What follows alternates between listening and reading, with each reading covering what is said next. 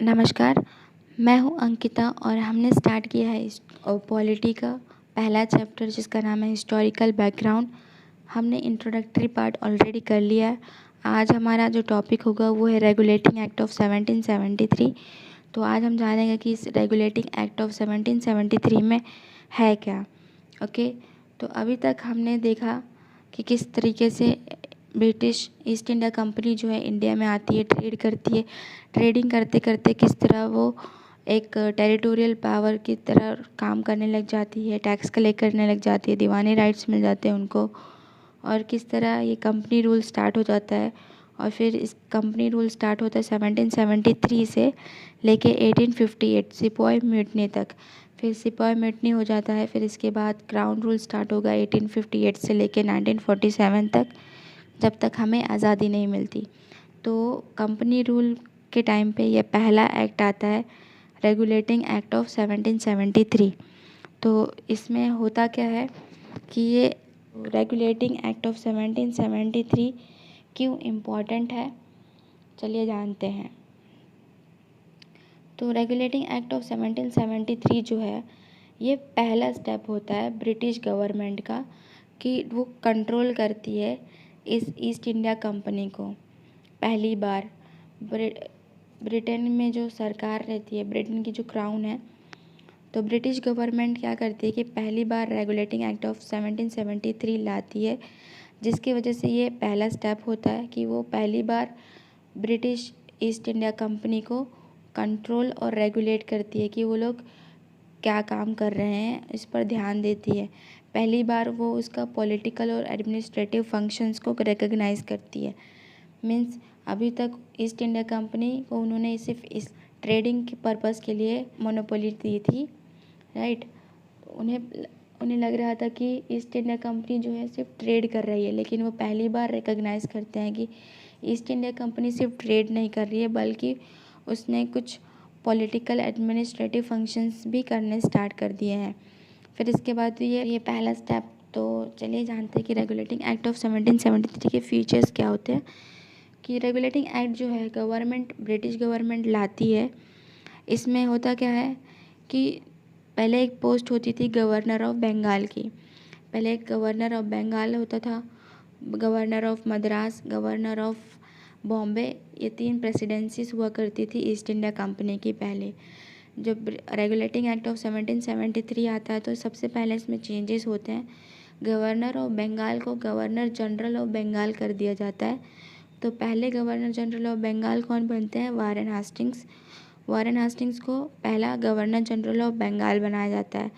अब governor general of Bengal के साथ 4 मेंबर्स भी होते हैं, मतलब एक वारेन हास्टिंग प्लस 4 मेंबर्स। इन 5 लोगों को इनको कहते हैं एग्जीक्यूटिव काउंसिल्स। इनका काम होता है कि लॉज बनाना और इसको रेगुलेट करना।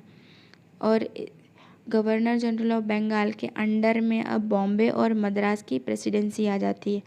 अब ये लोग सबऑर्डिनेट हो जाते हैं बंगाल के, मद्रास और बॉम्बे। मीन्स मद्रास और बॉम्बे पहले इंडिपेंडेंटली काम कर रहे होते हैं, लेकिन अब जो भी लॉज गवर्नर जनरल ऑफ बंगाल बनाएगा वो मद्रास और बॉम्बे के गवर्नर्स को भी फॉलो करने पड़ेंगे। फिर इसके बाद थर्ड स्टेप ये लोग ये लेते हैं कि सुप्रीम कोर्ट ऑफ कलकत्ता में एक सुप्रीम कोर्ट बनाते हैं 1774 में, जिसमें एक चीफ जस्टिस होता है और 3 अदर जजेस होते हैं। और इसमें चौथा पॉइंट ये होता है कि ये लोग प्रोहिबिट करते हैं सर्वेंट्स ऑफ कंपनी को। कंपनी के ऑफिशियल्स जो होते थे वो क्या करते थे? ब्राइब्स लेते थे, मीन्स रिश्वत लेते थे वहाँ के लोकल पीपल से, गिफ्ट लिया करते थे और ख़ुद की प्राइवेट ट्रेड करते थे। मतलब कंपनी के साथ तो ये कंपनी के लिए ट्रेड करते ही थे, प्लस में ये क्या करते थे, कुछ सामान खुद भी लेकर बाहर जाकर बेचते थे, बाहर विदेशी यूरोप में जाकर बेचते थे, जिससे ये लोग खुद भी साइड बाय साइड रिच होते जाते हैं। तो इस बात को भी प्रोहिबिट किया गया कंपनी के, कि मतलब कोई भी कंपनी के ऑफिशियल सब प्राइवेट ट्रेड नहीं करेगा, सिर्फ कंपनी के लिए ट्रेड करेगा और लोकल लोगों से गिफ्ट्स नहीं लेगा और रिश्वत नहीं लेगा।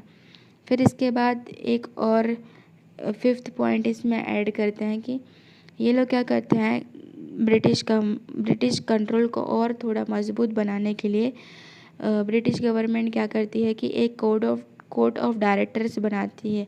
ये एक कुछ मेंबर्स की बॉडी होती है, कोर्ट ऑफ डायरेक्टर्स, जिसमें ये लोग क्या करते हैं, कंपनी का जो काम होता है, कंपनी में ये लोग गवर्नमेंट को रिपोर्ट करते हैं। कोर्ट ऑफ डायरेक्टर्स जो होते हैं, ये मेंबर्स क्या करते हैं, गवर्नमेंट को रिपोर्ट करते हैं कि कंपनी किस तरीके से टैक्स कलेक्ट कर रही है, किस तरीके से वहाँ की मिलिट्री के काम करती है, किस तरीके से वहाँ पे सिविल जस्टिस हो रहा है। तो ये सारी चीज़ों का रिपोर्ट कौन करता है, कोर्ट ऑफ डायरेक्टर्स किसे करता है, ब्रिटिश गवर्नमेंट को। ओके, तो आई होप कि आपको रेगुलेटिंग एक्ट ऑफ 1773 समझ में आ गया हो। तो चलिए जल्दी से एक रिकैप कर लेते हैं कि रेगुलेटिंग एक्ट ऑफ 1773 होता क्या है। सबसे पहली बात तो इसमें जो गवर्नर ऑफ बंगाल हुआ करता था, इसका नाम हटाकर गवर्नर जनरल ऑफ बंगाल कर देते हैं। पहला गवर्नर जनरल ऑफ बंगाल बनता है वारेन हास्टिंग्स, और इसके साथ 4 और मेंबर्स रहते हैं।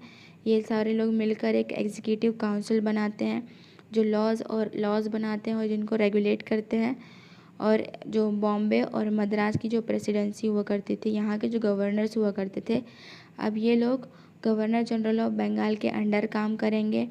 फिर कलकत्ता में एक सुप्रीम कोर्ट बनाया जाता है जिसमें एक चीफ जस्टिस होता है और 3 अदर जजेस होते हैं।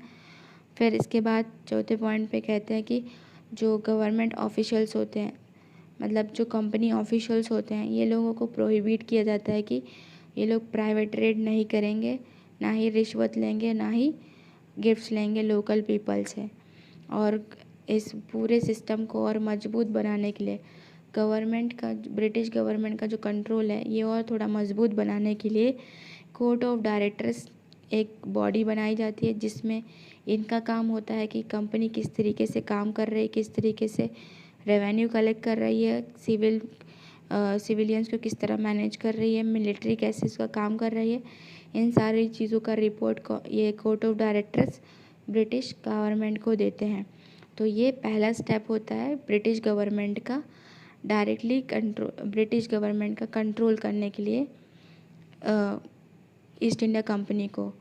और ये ईस्ट इंडिया कंपनी को पहली बार रिकग्नाइज़ करते हैं कि ईस्ट इंडिया कंपनी किस तरीके से पॉलिटिकल और एडमिनिस्ट्रेटिव फंक्शंस कर रही है, इंस्टेड ऑफ सिर्फ कमर्शियल एक्टिविटीज़ को ही नहीं, बल्कि ये लोग किस तरीके से पॉलिटिकल और एडमिनिस्ट्रेटिव फंक्शंस में भी इन्वॉल्व हो गए हैं, इसको भी पहली बार वो रिकग्नाइज़ करती है।